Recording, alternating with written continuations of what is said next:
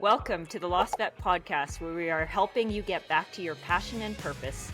I'm your host, Dr. Melodie Chan, and in this episode of Destination People, Rob, Marr, and I chat about a coping strategy you can implement right now if you are feeling overwhelmed.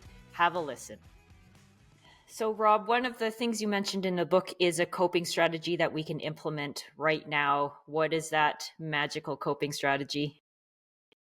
Well, as many things are in life, I think the lessons I've learned are usually from being appallingly bad at something and then trying to find a solution for that. And I would still view this as an area for development for myself. I think the strategy is to share, right? And to talk to people about what's going on, how you're feeling, what you're experiencing, your overwhelm.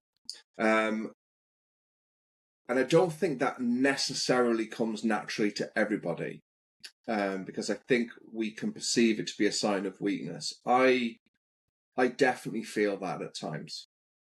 So the strategy is sharing. Anyway, that's where we'll kick off. The strategy is sharing. And so maybe expand a bit on what is it that we can share, because I think, as you pointed out, especially for veterinarians or though in animal health, we're typically type A high performers, and asking for help sometimes feel like you failed, and that's a huge trap for those of us sort of running a business or in a business or in a clinic, and you're always told, okay, well, you need to problem solve and figure it out. What sorts of things are appropriate to share, I guess? That's a really good question. I think you've actually hit the nail on the head in some ways, because especially when you're thinking about being self-employed, you're running your own business. I think in the media, there's definitely a perception that kind of entrepreneurs are these, able to do everything characters. You started a business, that means you're amazing at everything. You can manage people, you can heal animals, you can look after your staff, you can, it's like this totally bogus and unrealistic image. And I think the starting point is to recognize that in any leadership capacity, wherever you are in an organization, if you're working in a large hospital, if you're running a small team, running a small business, you're working just on your own, running a small business, it's just hard, right? That's the first thing we need to acknowledge. It's hard, and it's different things are hard for different people, and that's okay. But the acceptance that things are difficult almost gives you permission then to kind of realistically expect something from yourself which perhaps you don't think society expects from you, which is that you can't cope with everything. So when we talk about sharing, I think this was something that as I said when we started our chat, I was extremely poor at it and viewed asking for help almost as a failing. And so to go to your question, so who's it appropriate to ask for help for? I got this feedback from one of my coaches who said, "You're always looking for a unicorn, Rob," is what she said to me. And I was like, "What do you mean?" She said, "You're always looking for this magical creature which has all of the attributes that you're looking for, rather than recognizing the reality, which is that what you're describing is multiple people." So let's go back to the question: who's appropriate? Well, it depends, right? It depends. It depends on what it is that you need to share. So, for example, I have been investing in a therapy journey for the last maybe 3 years now. It's really appropriate to talk to my therapist about my childhood, my upbringing, how I'm feeling right now, my business, my life in general, my self-esteem, my confidence. It's really appropriate to talk to my therapist about those things. It's a safe space. It's a structured space. They'll follow up. They'll ask me questions in the future. They'll hold me to account. They'll be kind. There'll be all the things I need from my therapist. So that's one channel. There's business mentors that I have. So people that have very specific skills. There's an amazing chap in America called Nathan Gold, who's really really central to me moving my business forward a number of years ago, and I'll always be grateful for him for that. We don't chat all that regularly, maybe once a year, maybe once every 18 months, but the conversations are incredibly useful. I have another chap that I talk to about strategy, and we meet now once a year, and it's in the diary, and we set what my goals are for the year, and we talk about my goals and stuff. I've got a coach through a program I speak to called Caitlin, who challenges me about my behavior on a week-to-week basis in their business. So I think there's really, rather than thinking about it like who's appropriate to share, think about segmenting your challenges up, because there are many of them. There are lots of challenges when you're busy husband, busy wife, busy partner, busy leader, busy manager, busy colleague. There's just so many things we're trying to juggle these days. So I would encourage you to break into kind of smaller chunks the areas that you need help. And then what you'll find is you actually need less help less regularly from that specific person. So it's way less of an imposition. So I don't need loads of help from Nathan, but when I do, I really am very, very clear about the specific thing that I need help from. Same with Caitlin, same with Fred, same with anyone I talk to looking for help. And then I suppose on the other side of things, there's the help from your friends, there's help from family, there's other people in that area. But I think from a business perspective, I think sometimes that can be difficult. Because the relationship is different. So they have different perceptions of you as a person. They have different expectations of you as a person. Maybe you're the breadwinner, as it were. Maybe you're the person that's bringing home the bacon, and you don't want to worry them. Maybe there's some financial problems or some difficulties at work. So maybe they're not the appropriate people to share those things with. Maybe they are the right people. Maybe you have a very open, inclusive conversation at home, and that's good too. But I suppose, Melodie, I would encourage you to not set too many strict rules about what's appropriate or who's appropriate. It's more, what do you need? Chunk it down, like Tony Robbins would talk about, chunking things down, break it into these little bits, and go, oh, I need some help with managing that staff member. Who's going to be a great person to reach out to talk to me about that staff member? Rather than, I need help with my business and looking for this magical unicorn, as my coach said to me, this person that can help you with absolutely everything, which is unlikely.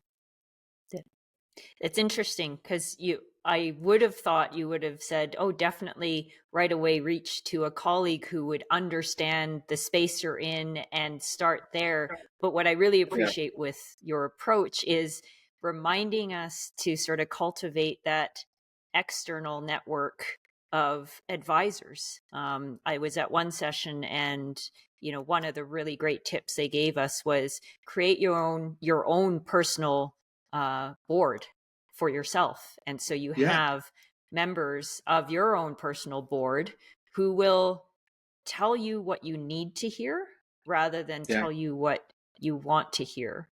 yeah, And knowing that they can give you that, I guess a little more objective advice, if you will, for those specific issues. So, you yeah. highlighted the therapist, business mentors, coach, and then sort of friends and family, with a caveat of understanding where they're coming from. Yeah, I think the challenge sometimes with family, like my dad sadly died in 2010, and probably the only thing that I could think of which I needed more from him was more criticism. Actually, as an adult, I didn't suffer from that when I was a teenager, but I think from a business perspective, he was just so encouraging and so validating that perhaps I would have enjoyed more critique, more challenge from a family member in that regard. So I think it's a personal thing, isn't it? It's like, what type of advice can you take and who can you take it from? Yeah. I love your point there about that kind of, I immediately visualize like a spider's web with like you at the center of it.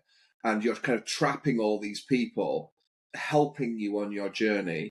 And, each thread can be somebody different. And I know mentorship is a big buzzword at the moment. We're talking a lot about mentorship and am I being mentored and who can mentor me and so on. I think my experience of that, I mean, mentorship is extremely important from a skills-based perspective. So when you're developing skills in your business, in your practice, as a veterinarian, as a leader, then that really direct hands-on experience from a colleague is invaluable. I wouldn't dispute that. But I often think that we miss a much longer term type of mentorship where you you're getting that help from someone that's like 10 years ahead of you, that really has already not just been down that road 3 or 4 years ago, but really has been down that road and then many other roads as well. And you don't represent any form of competition. You don't represent anything other than just an interesting project or someone that they can invest their time into. This is the honest truth. I've been in business 15 years. I only started really asking for help after about 10. And I'm still waiting for someone to say no in any way, shape, or form to give me mentoring. But I think that's because I know exactly what I want. I think it's really clear, to my previous point, about the specific help I need. And then because it's only a small thing I'm looking for, I know I can take the value out of it exponentially. But because I'm only looking for a small piece of time every now and again, it's a really easy thing for them to say yes to. So I think there's a few different pieces within this sharing idea. Yeah. I think that piece too about, having that huge hesitation to ask for help again is something that you as an individual need to sort of sort out for yourself. And I think it's also changing your mindset and how you're approaching it, because it can be coming from that place of really being defeatist and feeling like you failed, and then feeling like, oh, I don't know what I'm doing, and I Yeah, really need help with this, and I'm just really struggling, versus coming at it from a curious mindset and going, I have no idea what I'm doing, and I really need some help here. Can somebody, like, I know there's 10 other people out here that know way more than me, so I'm just going to call somebody. And that to me is confidence, is being yeah, okay with thinking about, I have no clue, but I'm going to go yeah, figure it out. yeah. Do you know what? I'm part of a pro. I really love the program. It's called Strategic Coach, and it was founded by a guy called Dan Sullivan, and he's many wise things to say on business. But he wrote a book a couple of years ago that I really enjoyed, and it's a common theme in our workshops called "Who, Not How." And it's a great concept for a business owner or a leader to think about. We're always asking ourselves the how question, how do I do this? How do I manage that? As though we were like the answer to every problem. But, who can help me is a very empowering shift of mindset, because it forces you to think about something that Dan talks a lot about, which is, unique ability. Like someone that's got great skills, like Wendy, my sister, who's helping us with the podcast. She's just really brilliant at this whole space in media and recording, and she's fab at it. And it's such a weakness for me. And the thing is, when you get someone with real talent or real ability in an area, they'll do it faster, they'll do it better, they'll do it with more enthusiasm, they'll extract joy out of something, which for you can only be a frustration.